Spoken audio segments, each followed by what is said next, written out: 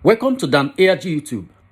The Edo State Deputy Governor, Philip Shaibu, don receive petition from people wey protest today. He say nobody dey above the law. He say the Oba of Benin support the Edo State Governor, Godwin Obaseki, new law wey im bring come wey dem go take deal with people wey dey grab people land dey sell. Make I leave you now, make you hear from the Deputy Governor.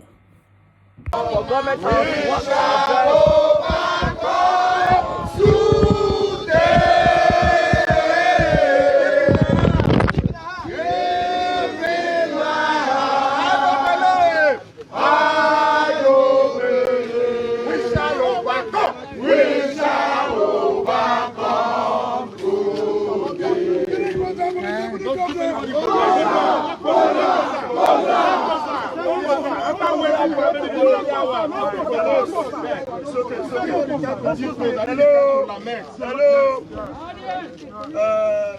To be candid with you, we must recognize the fact that there are constitutional authorities in the state. Even if we have angers in our hearts and mind, I strongly believe that decorum is the thing. For that reason, to some of us, why we are here today is because of the fact that the law was enacted in 2017, and to some of us, the law was seen as a toothless bulldog. The need for the government of the day to reinvigorate it in 2021 became so sacrosanct. And the government of the state, ably led by His Excellency Governor Godwin Obaseki, and the current deputy governor standing with us right now, see the need to retouch the law so that anybody who contravenes the nitty-gritty of the law will remain to face the full wrath of the law. And while we are here today, we are not protesting against the government of the day. We are not protesting against the institutions in the state. We are protesting against some selected junkets who have decided to subjugate the masses into repression. And I think we should be able to define our stand clearly. I want to welcome you, Excellency, the Deputy Governor of Edo State. Thank you very much for coming. We are concerned citizens of Edo State, and we are worried about the issue of land grabbing. And nobody here will say that they are not privy to the fact that there are problems in respect to land grabbings in Edo State. Now, a classical example is what is taking place in Okoromi communities and all other communities. Here was the case we have a traditional, under a normal situation, a traditional institution. We have a respected one in Edo State. Like the Oha of Okoromi is supposed to really represent the traditional institution by not going against even the directive given by the traditional institution. Whether the past Oba said that nobody should be demolishing properties, at least that is a statement that must be followed to the end. As we speak today, the Oha of Okoromi is not only taking people's land to the extent that even a physically challenged who sees his disability as an ability to raise money, the Oha of Okoromi demolished his house. So many persons. To be candid with you, Deputy Governor, we were not happy that you people kept us for a long period of time. I won't deceive you. We are not happy. But regardless of what, the goal and objective is let the law be implemented in totality. And you will also agree to the fact that when we converge this morning to start this protest, we were surprised. A people-oriented protest, the police and the security agency prevented us. Even when the speaker came, they prevented us from protesting. Are we living in a Portuguese parliament, a society where people can express their opinion freely?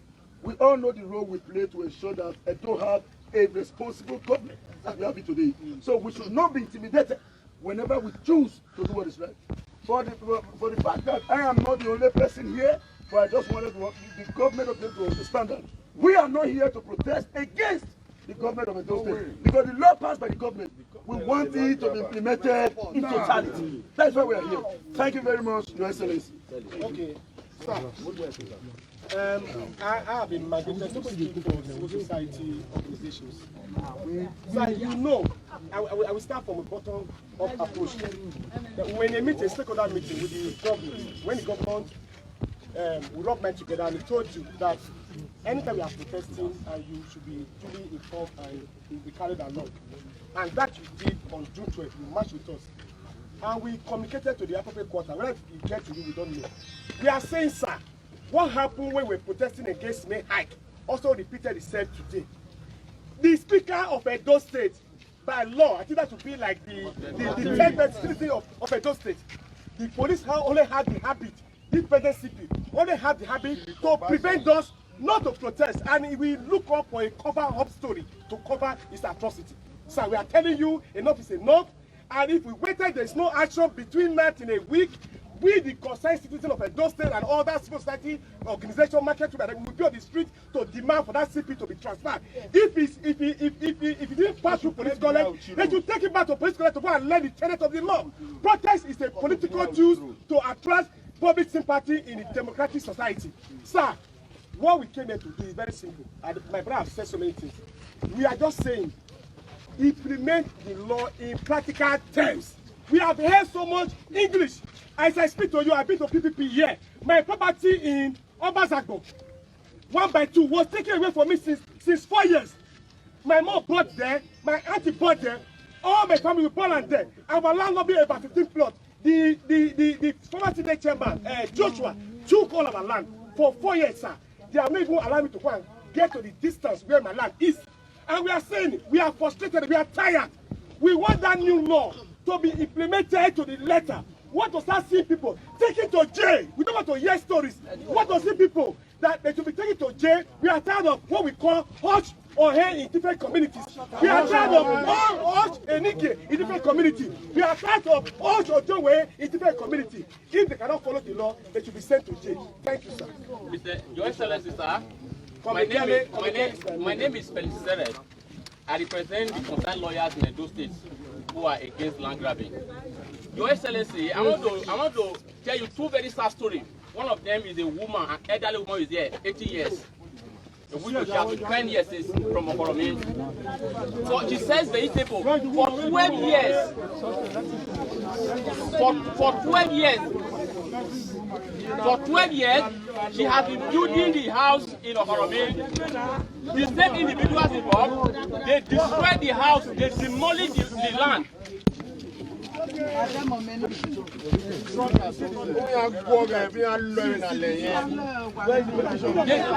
They demolished. Calm down. They demolished our property.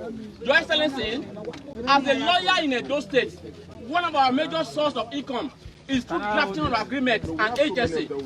But unfortunately today, I can assure you that our clients who are in diaspora, who are outside Nigeria, they no longer want to invest in Edo State again. They go to Lagos, they go to Abuja, they go to Ogun to go and buy property because they are no longer safe in terms of acquiring property in Edo State. Your Excellency, if you go to a place like Obanyata today, I can assure you that nobody is building a house. The reason is that if you want to build a house, they will come, they will pay development fee, they will pay verification fee, they will pay all sorts of fees, even pointer. They collect money from people every day. Where we are here is very simple, Your Excellency. We are saying that enough is enough.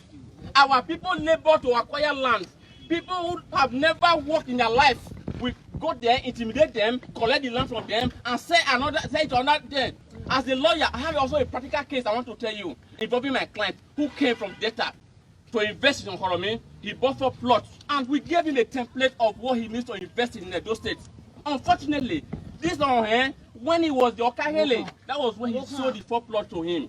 I can tell you today, right now, he took 2 of the plots from him. When we went to the community to arrest people who were working there, they said the Ohen told them that the Oba gave him the mandate to collect the land from him. So we tried to approach the Ohen. He said, okay, what will happen right now? Through intervention of the Prince of the Kingdom, that we should go and bring 1 million naira. That if we pay that 1 million naira, he will leave the land. Sadly, unfortunately, we actually gave them the 1 million naira. After collecting the 1 million, they still refused to leave the land. That is that oppression and average Edo man is passing through. We are here representing everybody in Edo State who are already tired of the oppression, of the repression, of the depression of these individuals who are illiterate.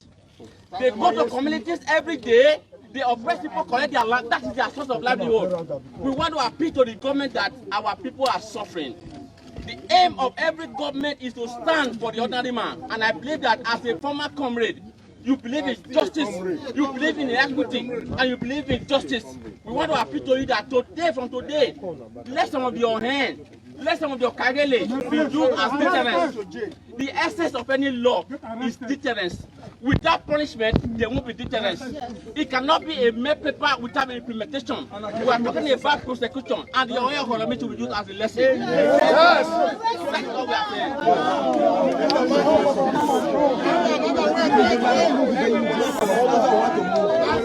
That's what we are saying.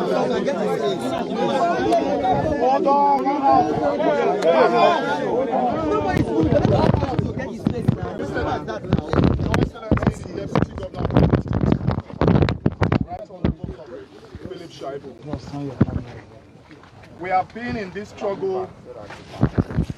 We have been. Thank you, sir. You to move back a little. We have been in this struggle since 6 o'clock, Your Excellency. Many of us didn't sleep yesterday because of this protest. Many of us got to the protest ground 6 a.m. this morning. Fortunately, as soon as we got there, we saw a plethora of policemen. We were so happy. After some minutes, the speaker called that he was coming to join us. We were very happy. After the speaker had addressed us, he was about to leave, only for the police people. I'm just reiterating what my brothers have said. It's very important. Yeah, just go for it. He has already. We have a plethora of petitions from victims of land grabbing, illegal encroachment, and demolition of developed properties here. Very many of them from people from different communities, especially of Oromo community. Many are yet to come. But this, we want to respectfully submit to your good sense. Excuse face. You block it short. We are blocking. And we believe that our government will fully deploy the instrumentalities of the PPP Law 2021 as amended to ensure that these evil draconian elements are brought to book, and those whose lands have been forcefully taken get justice. Thank you so much, Your Excellency.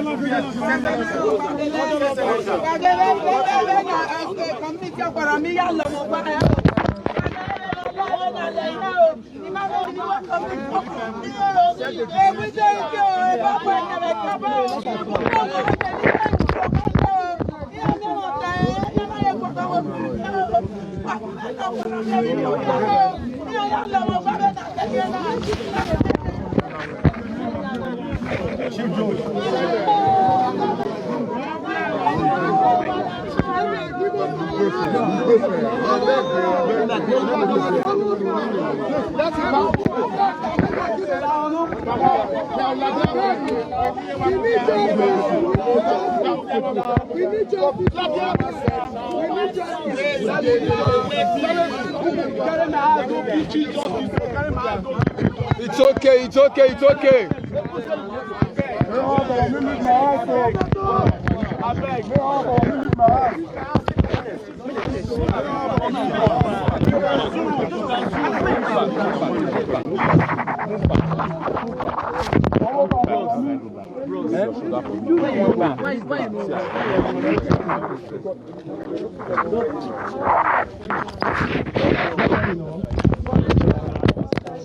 First to apologize for coming, like you said, late. I wasn't aware that there was going to be a protest. That is the truth. And like we agreed, always reach me. And I will join. Whether it's for government or against government. If it's against government, obviously, like you said, the issues are to be raised for that are important for them to get answer. It's not meant to destroy the institution, because we comrades, our number one charge is to protect and strengthen institution. That is our number one charge, and that is why we are comrades, and that is why we say this struggle must always continue. The struggle to strengthen the institution and make sure that no one man is an island, but in this institution works for all of us. That is our number one charge as community. So when we are protesting, obviously we are protesting out of maybe one thing that we felt and need to be addressed. Not, but unfortunately, you know, because we are now in democracy, a lot of persons have their own personal score to settle and they want to come in the name of protest. So the ability to distinguish genuine comrades that really believe in that number one charge, which is strengthening. If there is certain things that are working in these institutions that are not working in favor of the majority, it's our duty to cry out for attention to be drawn to those issues.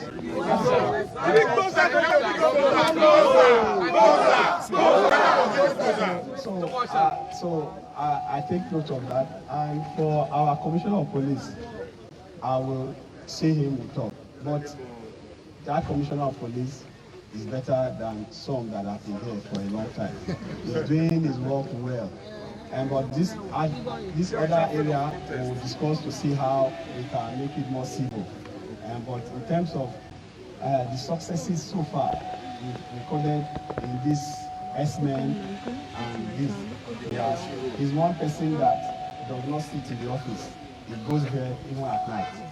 It's one man that we know. I gave him one name. I said he's technology push this CP. I call it technology bush. You can imagine technology and bush together. The bush aspect is that he doesn't just send his people. He joins them to go into the bush.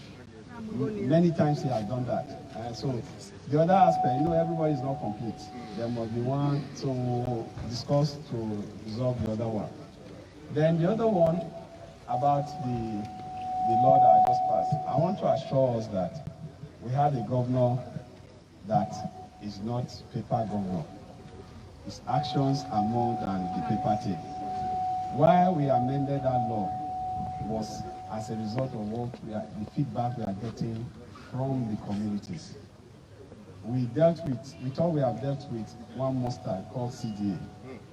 But we now discovered that actually in the course of checking, we discovered that this kind of attitude by this group of persons was what led to the CDA ab initio. The youths of those communities got tired of their heads, traditional heads, taking what belongs to them and appropriating it to themselves. And they decided to form Community Development Association. But in the course of doing it, to checkmate these, in quotes, leaders that have possessive spirits, they now became involved too in possessing and creating another structure that now became another problem. We thought dealing with CDAs was the end. We now discovered that we almost dealt with it. Then these characters are coming back again. And that was what led to that law. I can assure you that no man is above the law. No one is above the law. Whether you are a traditional ruler, we will give you your respect as our traditional ruler. But you can only function as a traditional ruler in line with the law. If you now exceed, obviously it's not our fault. We are brought up to respect our traditional institution and we will not deviate from it. But it doesn't mean that somebody will now take advantage of that to now just imagine the cripple. Just imagine somebody in the vegetable market that has been saving for almost all her life, building a house and you just go and destroy it. There should be human feelings. There should be compassion. So for us, that is why that law. And I can assure you that as far as this governor is concerned, it's not the governor that he doesn't look for trouble, but when trouble comes, he does it wrong. But this one, we are going to enforce it to the latter. No one man in the state. God bless you, sir. Wait, hold on. Just a warning. No one man in this state that is above the law. And happy, some of them went to protest the other day. The Oba told them that, look, he is for this law. And you remember when we banned CDA, Oba also does it. So that person that say Oba told him it's a lie, the person is lying. Oba didn't send him. It's on his own. Oba didn't send him. So you should not bring Oba name into it. Because Oba supported CDA, he even made pronouncements. He also supported this law. So Oba didn't send him. He's on his own. So I can assure you that we will not only deal with, we will also prosecute. No one man, listen, nobody, when we start prosecuting, nobody should phone deputy governor or phone governor. And it's not only, listen, it's not only in Benin. It's not only in Benin. Across the state. Across the state. It's not only here. Even in Auchi, in all of this, Epoma, in all, they are selling land. We have the data. We are going to deal with whoever is involved. Yes. We are going to deal with whoever is involved. Yes. So you are not given a position to oppress. You are given a position to assist and to help whatever community you are. It's not meant. I also have a personal experience. I won't call that traditional ruler's name. I will also not call the community. But it's in Edo South here. We contributed money. Every Sunday we contributed money in church, St. Paul's. And we helped to develop that particular school in that community. The community gave that land to the College of St. Paul's. And that is about 12 years ago. And they built a school. There was no school there. Government did not reach there. There was a school there. They built a school there. And after they built this school, they discovered that even the children were not coming to school. They find out what was the problem, the level of poverty. And that's okay. We are now going to give, it's going to be free education, everything free. But we contribute the money from St. Paul's here. So every Sunday we contribute money for the building. Then when they finish building the school, till tomorrow, we still contribute money to sustain the school. And St. Paul's Catholic Church is giving free education. Free education there.